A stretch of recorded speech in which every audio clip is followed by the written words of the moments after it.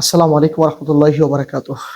ইন্নাল হামদালিল্লাহ ওয়াসসালাতু ওয়াসসালামু আলা রাসূলিল্লাহ আম্মা বা'দ।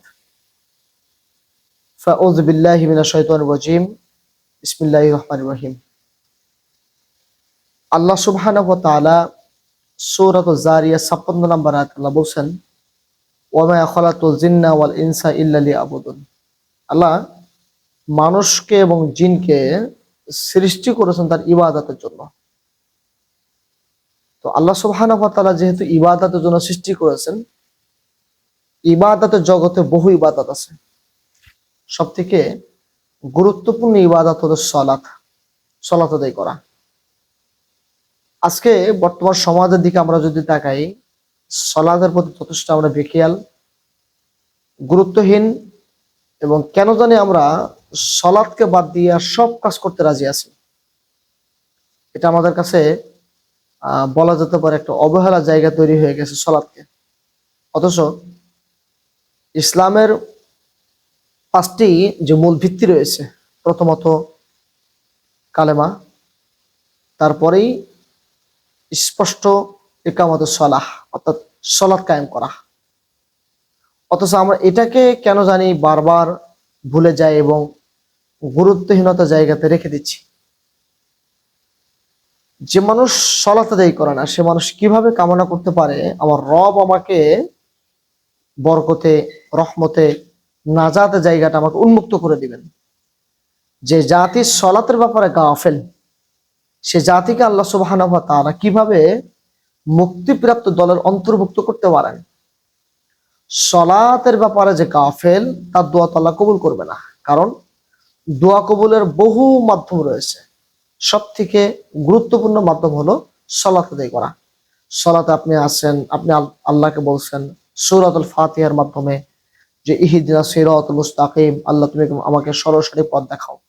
সালাতের মাধ্যমে আপনি বলছেন আল্লাহ তুমি আমাকে সরল সঠিক পথের আওতাভুক্ত করো। আপনি রুকুতে গিয়ে বলছেন, সিজদাতে গিয়ে বলছেন, আল্লাহ সুবহানাহু ওয়া তাআলার কাছে আপনি চাচ্ছেন সালাতের মাধ্যমে। আল্লাহ তাআলা যখন আপনার সালাতটা দেখবেন খুশু খুশু সহকারে, সালাতটা যখন দেখবেন আপনি একনিষ্ঠভাবে আল্লাহকে সন্তুষ্ট করার জন্য সালাত আদায় করছেন, আল্লাহ সুবহানাহু ওয়া তাআলা ওই সালাতকে কবুল করবেন, ওই দোয়াকে আল্লাহ কবুল করবেন।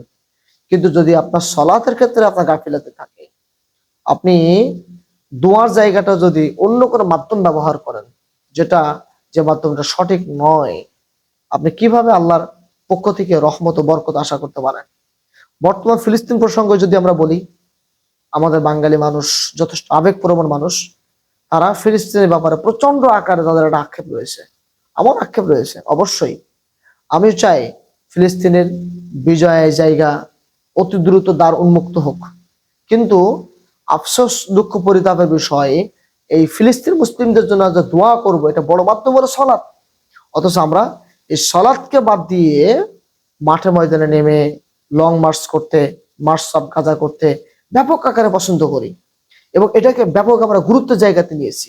আমরা মার্চ অফ গাজা, মিছিল, মিটিং, সমাবেশ, বিভিন্ন কিছু সবকিছু করছি, কিন্তু সালাতের মাধ্যমে আল্লাহর কাছে দোয়া করে যে বিজয়টা রবের পক্ষ থেকে নিয়ে আসা, এটাকে একেবারে আমরা ভুলে গেছি।